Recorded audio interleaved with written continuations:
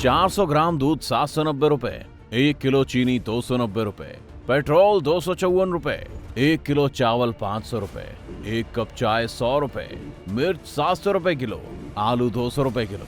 आप में से बहुत से लोग अब ये सोच रहे होंगे कि यार ये सब क्या है, तो मैं कहूंगा कि ये सब वो चीजें हैं जिनके लिए पूरे देश में मारामारी हो रही है। वो देश है श्रीलंका। इन दिनों श्रीलंका के हालात बद से बदतर हो चुके हैं। श्रीलंका अब तक के सबसे बड़े आर्थिक संकट का सामना कर रहा है। श्रीलंका में महंगाई चरम पर पहुंच गई है, जिसकी वजह से कई श्रीलंकाई नागरिक सीमा पार करके भारत के तमिलनाडु में घुस गए और अनुमान है कि 3 से 4 हजार तक श्रीलंका के नागरिक देश छोड़कर भारत आ सकते हैं। अब सवाल यह है कि आखिर श्रीलंका की इतनी बुरी हालत कैसे हुई है, कौन है इसके लिए जिम्मेदार, भारत का इस पर क्या असर पड़ रहा है और इन हालातों से कैसे निकला जा सकता है। चलिए शुरू करते हैं। श्रीलंका की आर्थिक बदहाली का अंदाजा इस बात से लगाया जा सकता है कि कोलंबो में 13 घंटे के पावर कट से जूझ रही जनता सड़कों पर उतर आई है। लोगों के पास खाने पीने की चीजें नहीं है, लोग हिंसक प्रदर्शन कर रहे हैं।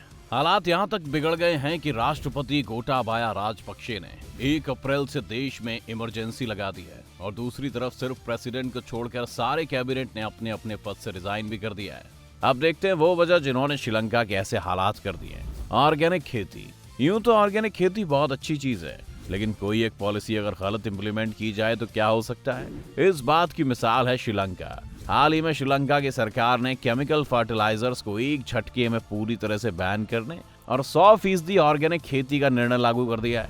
इस बदलाव ने श्रीलंका के एग्री सेक्टर को तबाह कर दिया है और कृषि उत्पादन यानी कि फसलों का प्रोडक्शन आधा रह गया है। ऑर्गेनिक खेती की ओर मुड़ने से लागत बढ़ गई है और पैदावार कम हो गई है, जिससे मुनाफा और मांग दोनों घटे हैं और अब बाजार में खाना ही नहीं बचा, तो सारी चीजों के रेट आसमान छूने लगे और श्रीलंका फिर खाने के लिए आयात पर डिपेंड हो गया। और श्रीलंका के इन हालातों का जिम्मेदार आयात पर बहुत ज्यादा निर्भर होना भी अहम फैक्टर है।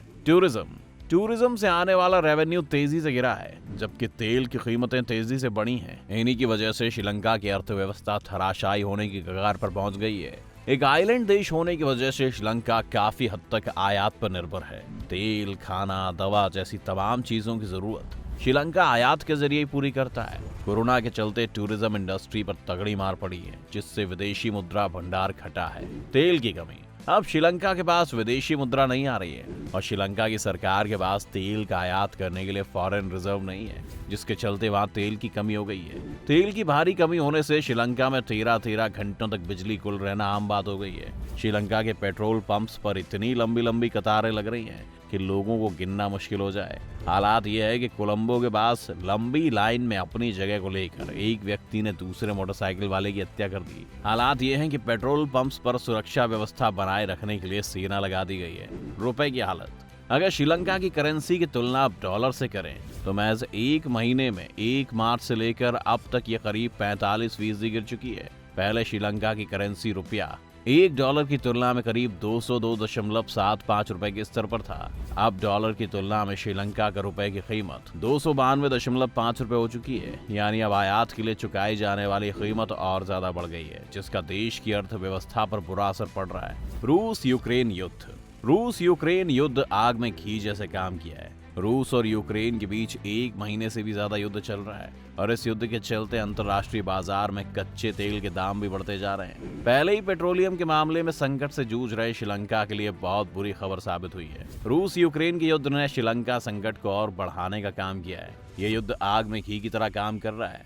कर्ज में डूबा श्रीलंका की हालत इतनी खराब है कि वो गले तक कर्ज में डूबा हुआ है। हाल ही में भारत ने श्रीलंका को $50 करोड़ का कर्ज दिया था और इसके साथ ही वो जल्द ही चीन से एक $2.5 अरब का कर्ज लेने की तैयारी में है। इससे पहले भी सिर्फ चीन का ही श्रीलंका पर लगभग $5 अरब का कर्ज है और विश्व बैंक के अनुमानों के मुताबिक महामारी के शुरू होने के बाद से देश में 5 लाख लोग गरीबी के मकड़ जाल में फंस गए हैं। भारत पर कैसे पड़ सकता है असर? भारत श्रीलंका के सबसे बड़े ट्रेड पार्टनर्स में से एक है। ट्रांसशिपमेंट हब होने के कारण भारत ग्लोब ट्रेड के लिए श्रीलंकाई बंदरगाहों पर काफी निर्भर करता है। कोरोना की महामारी से पहले तक श्रीलंका के टूरिज्म इंडस्ट्री की फसल भारत के पर्यटकों से लहलाती थी। इस सेक्टर में भारत उसका टॉप क्लाइंट था। श्रीलंका में एफडीआई करने वालों में भी भारत का काफी ज्यादा योगदान रहा है। 2005 से 2019 तक भारत ने श्रीलंका को करीब 1.7 अरब डॉलर का FDI किया। इस मामले में वो चीन और ब्रिटेन के बाद दूसरे नंबर पर रहा। मुख्य रूप से भारत का निवेश पेट्रोलियम, टूर और tourism, real estate, manufacturing, telecommunication वगैरह में रहा और ऐसे में सारा इन्वेस्टमेंट डूबता नजर आ रहा है। कारोबार के नजरिए से वैसे तो श्रीलंका भारत के लिए कुछ खास जरूरी नहीं है, लेकिन राजनीतिक लिहाज से ये द्वीप देश भारत के लिए काफी अहम है। श्रीलंका की अर्थव्यवस्था में चीन का असर बढ़ रहा है। भारत को इस पर नजर रखने की जरूरत है। साल 2000 की शुरुआत से ही चीन श्रीलंका को कमर्शियल लोन देता आया है, जो कि इन्हें इंफ्रास्ट्रक्चर प्रोजेक्ट्स को पूरा करने के लिए दिया गया है। इनमें हम्बनटोटा पोर्ट भी शामिल है। हालांकि चीन से अनाप शनाप ब्याज पर लिए गए ये कर्ज उसके ची का जंजाल बन गए। इन्होंने श्रीलंका को कर्ज के जाल में फंसा दिया है। भारत श्रीलंका में चीन के प्रभाव को एक हद से ज्यादा बढ़ने नहीं दे सकता है। ये उसके सामाजिक नजरिए से अच्छा नहीं होगा। भारत श्रीलंका के लिए क्या कर रहा है? इस भयंकर संकट के बीच भारत श्रीलंका की लगातार मदद कर रहा है। अब इस कड़ी में 2 अप्रैल को भारत ने 40,000 टन डीजल श्रीलंका को दिया है। फ्यूल क्राइसिस से जूझते श्रीलंका के लिए एक बहुत बड़ी राहत होगी। इससे वहां के फ्यूल रेट में कुछ कमी भी आएगी। इसके अलावा भारत दुनिया के सबसे बड़ा चावल निर्यातक देश है और अब चावल की एक समान आकार की एक खेप श्रीलंका भी भेजने की तैयारी की जा रही है। समाचार एजेंसी रॉयटर्स ने बताया कि ये दोनों देशों के बीच पिछले महीने $1 बिलियन के ऋण समझौते पर हस्ताक्षर होने के बाद पहली बड़ी खाद्य मदद होगी। इससे श्रीलंका सरकार को कीमतों में कमी लाने में काफी मदद मिलेगी, जो पिछले 1 साल में 2 गुनी से अधिक हो गई है। अब श्रीलंका क्या करेगा?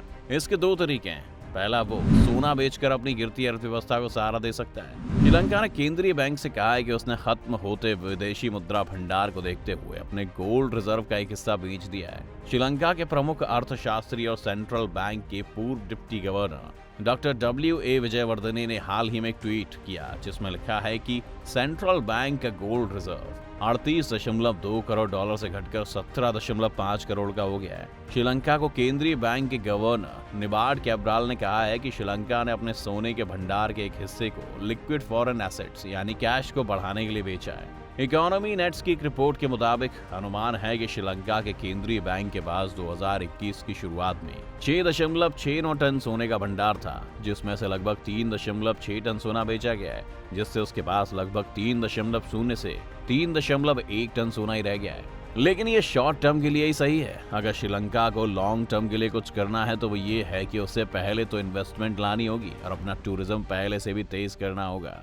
और अगर अब भारत की बात करें तो अपने देश में महंगाई इस वजह से नहीं बढ़ी थी, उसकी कई अपनी वजह थी और भारत के पास उसके कर्ज से काफी ज्यादा पैसा है, तो आप बिल्कुल ना घबराएं। वैसे आपके पास कोई आइडिया है कि वो कैसे इस संकट से बाहर आ सकता है? हमें कमेंट करके जरूर बताएं। अगर ये वीडियो आपको पसंद आई हो तो लाइक और शेयर कर दो। अगर आप चैनल पर नए हैं तो चैनल को सब्सक्राइब करना मत भूलना।